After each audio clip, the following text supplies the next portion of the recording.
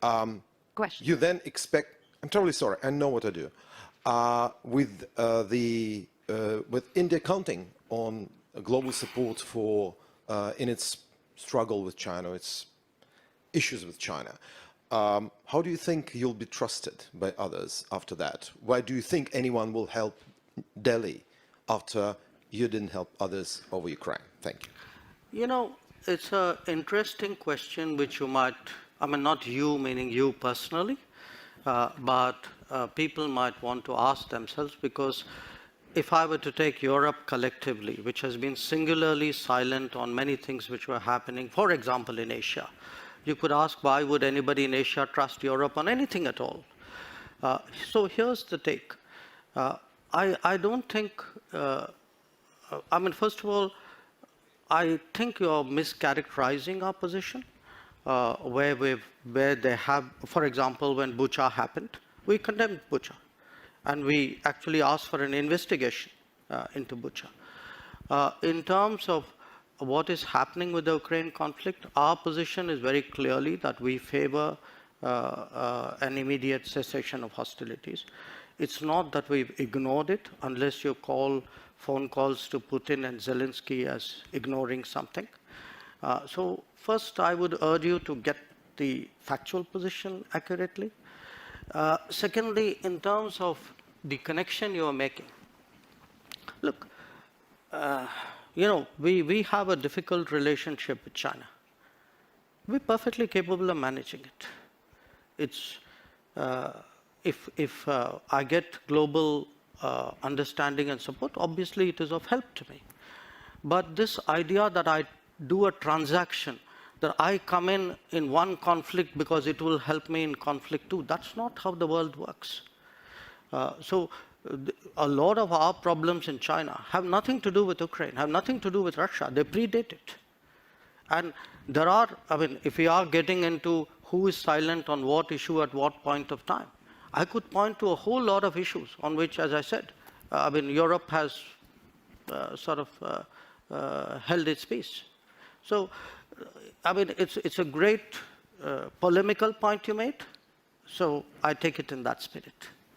I think as a follow-up to that, a lot of the noises I've been hearing, both in the United States and here in Europe, is on a similar train, that you have a problem with China on the border. It's been going on for decades now. It is getting worse. What position does that leave you in when it comes to seeking support if further incursions are done, further skirmishes happen at the border or within the border, to kind of echo what's happening in Ukraine in terms of sovereignty issues that are being raised? Sorry, do you mind if I interrupt you here? No, please do, but I want to come back to a question, the crux of the question, which I asked a few people in the political circles, in the financial circles. What's your big question? And one of the foremost geopolitical strategists on Wall Street sent me this question for you. Mm-hmm. And the question is simple. If and when the choice comes down to it, not today, not tomorrow, but in the future, and she strongly believes it will, for India, will it become, in terms of support, the US or China? And that will be kind of a defining moment that comes out of the situation that we face with Russia right now. Look, number one, you know, why I wanted to interrupt you in a way. I mean, I'm partly reacting to the previous observation. You know, somewhere Europe has to grow out of the mindset that Europe's problems are the world's problems.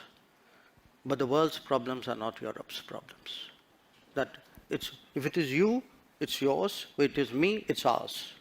I think that's something, and I see, you know, reflections of that. Again, in terms of, you know, there is a linkage today which is being made. You know, a linkage between China and India and what's happening in Ukraine. So come on, guys. I mean, China and India happened way before anything happened in Ukraine. So the Chinese don't need a precedent somewhere else in the world on how to, you know, engage us or not engage us, or be difficult with us or not be difficult with us.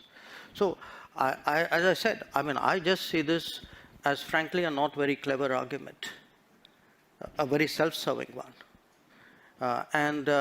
this idea that, your grand strategy must be about how you will choose.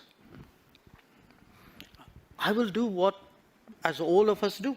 I will weigh the situation, everybody, after all, how do countries eventually make decisions? They Mr. find, Jaishankar, there will always be two axes at this point. I think it's an understood, accepted fact that you have the West, US-led, you have China as the next potential axis. Where does India fit into this? Are you planning to not pick a side? No, I'm sorry. That is exactly where I disagree with you. This is the construct you are trying to impose on me, and I don't accept it. I mean, I don't think it's necessary for me to join this axis or not, and if I'm not joining this, I must be with the other one. I don't accept that. I mean, I think I'm 1/5 of the world's population. I am, today, the 5th or 6th largest economy in the world.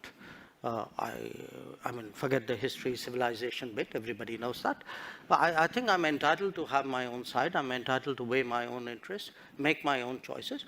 And my choices will not be cynical and transactional, but they will be a balance of my values and my interests. There is no country in the world which disregards its interests. So, as a final question, because I know you have to go, and our time has been cut short And a little bit the by coffee your break staff. is coming. And Yes. the coffee break is less important, but your staff is insisting you have meetings. As a final question, then, to leave us with this perspective, as you say, there's a whole part of the world that we are ignoring and the perspectives that we're ignoring. What will or what is India's position on the world stage? Because if you want to talk about 1/5 of the world's population, you cannot also sit on the fence when it comes to foreign policy matters. Non-alignment isn't plausible if you want to take your position on the world stage.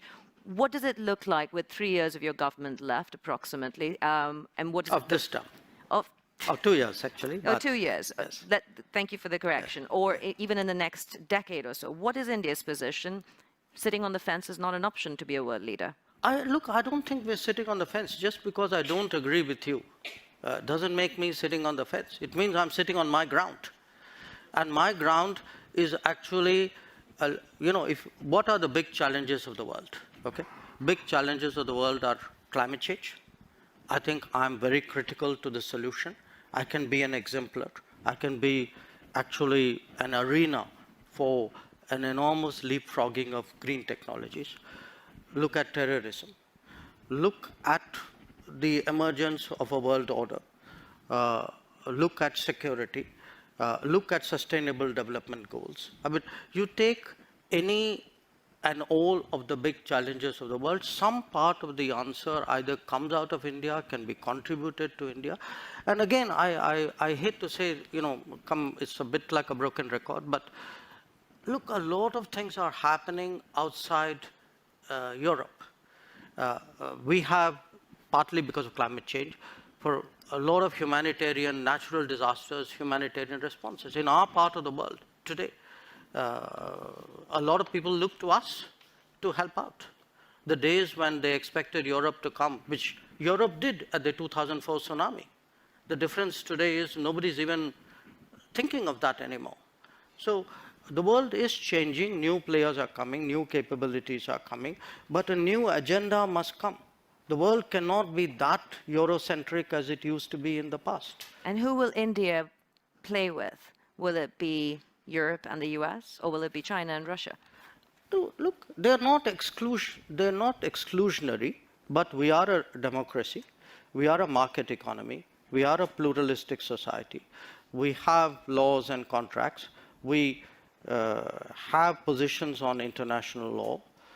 So I think that should give you a fair part of the answer. After all, you began the question with a reference to the Quad.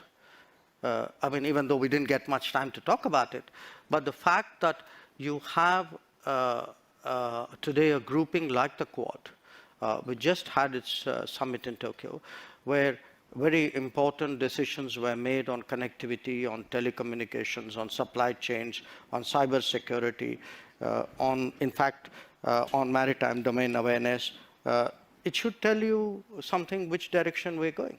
So again, I urge you that don't use necessarily a caricature version of one situation as a yardstick to pass a sweeping judgment. Because even on Ukraine, do reflect on this point.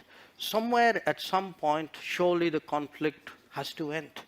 Somebody will have to, a set of people, it cannot be a single country, probably not, will have to engage the players. It is our collective interest to find some kind of resolution, unless you're throwing up your hands and say this is not fixable.